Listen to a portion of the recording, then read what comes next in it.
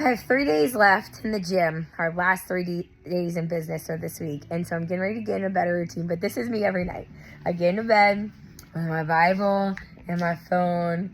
And then I end up falling asleep like this, holding the phone, trying to post my daily response to the Bible, the Bible readings. So yesterday I was typing it out for January 11th. And I thought I posted it and it never went through. And I woke up this morning, it was typed and kind of made sense, but it was kind of going into gibberish because I was falling asleep. So anyway, here we go. Let's get this done. I'm all cozy in my bed and I got my hot tea. So let me show you the Bible reading so that you can read it. And I'm going to tell you my take on it.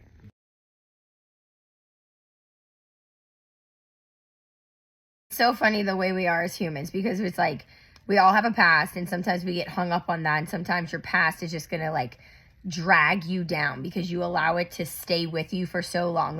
You let decisions that you made as a teenager or 20-year-old or even 30s or whatever age, it doesn't matter. As you are growing up, you make some dumb decisions and you can let that stay with you forever. But if you think about your children and they make a mistake, we tell them that they have to learn from it, and that's part of growing. They're never going to know everything. We're constantly growing and learning, and that's what we're doing as adults still too. We're constantly learning and growing. So how can you possibly judge yourself now and hold on to this past from 5 years ago, 10 years ago, 20? It doesn't matter. It's in the past for a reason. But what I think is humorous is that we like to torture ourselves and act like that is our storyline, that is who we are. Decisions we made back then is what defines us. And so for me, if that were my case, I would be defining myself as a drunk because I drank entirely too much, binge drank almost every time that I drank, didn't know when to stop or didn't even care to find out. There was just this line where once I crossed over, it was blackout drunk, and that's what I did. I smoked a ton of cigarettes.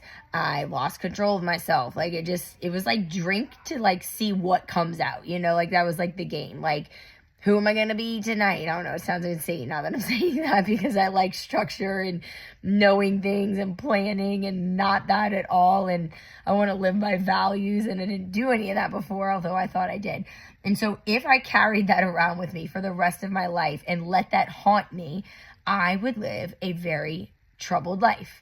I would struggle mentally and physically, and it would just tear me down. I'd probably be depressed and need to get on all kinds of medication instead of letting it go. The readings today, it says, "Here's my servant who I've chosen." So this is the servant of God. The servant, this is us. He's talking about us. Here's the servant that I chose. I put my spirit in him. A bruised heel will not break him. And then it goes on to say, God the Lord. What did you say? God, who gives breath and spirit to his people, has called you for justice. He grabbed you by the hand, formed you, and set you as the covenant for the people, a light for the nations, to open the eyes of the blind, to bring out prisoners from confinement, and from the dungeon, those who live in darkness. So while you're sitting here thinking that you are just this terrible person and you made these horrible decisions and you have to keep them with you and let them drag you down and weigh you down throughout your whole life, they were actually there. Your choice, but God is using them to help other people through the same situations. So when other people are struggling and I have glitter on my face. When other people are struggling and they feel like they can't get out of it and that they're trapped, you can free them with your story, with how you freed yourself, with how you came from this dark place where you thought you'd never make it through, but you did. So you share your story, and it is your story of freedom, of conquering, that someone can only receive from you. You have the keys to their freedom. Because think about this, what if the only people who talked about faith were priests and nuns? Now everybody's got a pass, but like, did a nun really do as much as you did, you know? Are you really going to relate to what a nun said? Maybe, maybe not. But if your best friend is bold enough to say, look what I did and look where I'm going, look where I am now. Or a stranger on the street is like, shares their story of how they overcame addiction, overcame a bad mindset, overcame, you know, binge eating. And you're like, oh, wow, I could do that too. But if you only heard it from the nun, you'd be like, well, the nun's probably a lot more close to perfect than I am. And I can't even listen to it doesn't even make sense for my life.